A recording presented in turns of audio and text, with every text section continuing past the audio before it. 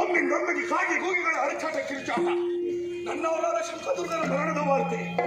ಯಾರು ಒಬ್ಬ ಆಕೆ ಹೆಣ್ಣು ಮೃಗವಾಹಿನಿಯಾಗಿ ಬರ್ತಾ ಇದ್ದಾಳಂತೆ. ವಿಚಾರಣೆಗೆ ಹೊರಟೆ.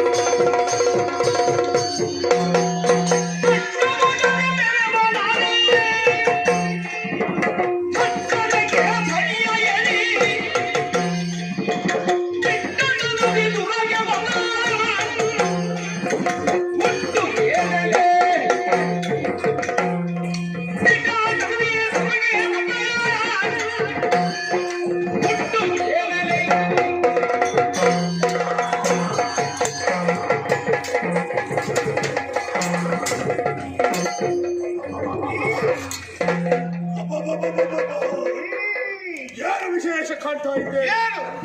ಅಷ್ಟು ಭುಜವನ್ನ ಧರಿಸಿ ಕಾಡಿನ ಕೆಟ್ಟ ಕೇಸರಿಯನ್ನ ಏರಿ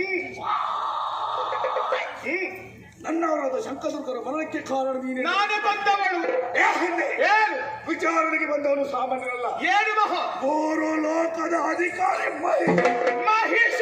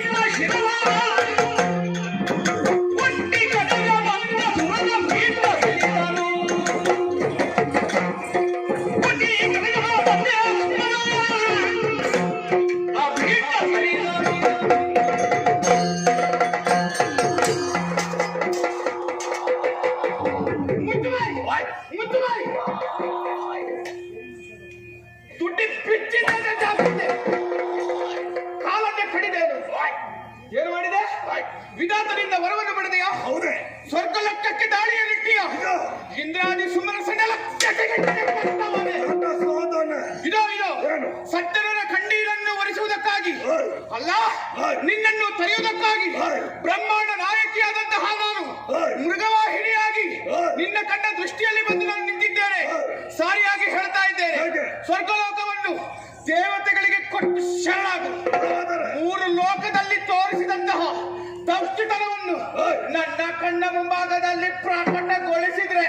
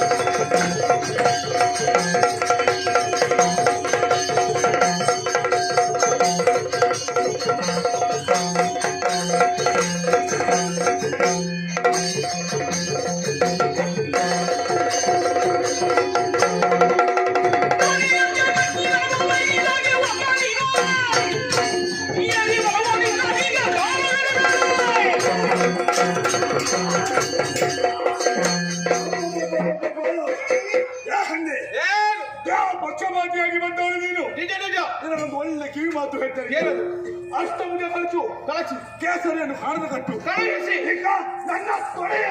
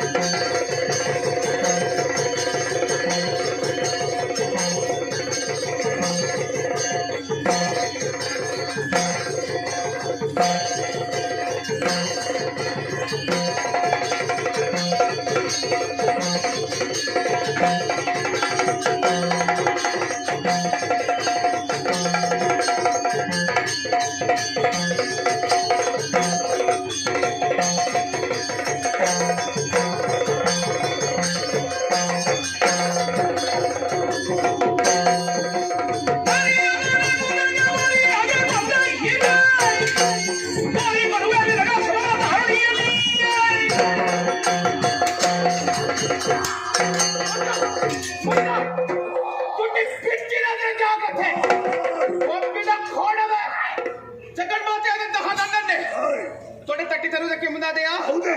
3 ವರ್ಷಗಳ ಹತ್ತಿ ಅಷ್ಟವನೇ. ಅಯ್ಯೋ ನಿಜ, ನಿನ್ನ ಪಾಲಿಗೆ ಕಾಳ ಬಿಡ್ತಿಪ್ಪ. ಬಾ ಮುಂದೆ.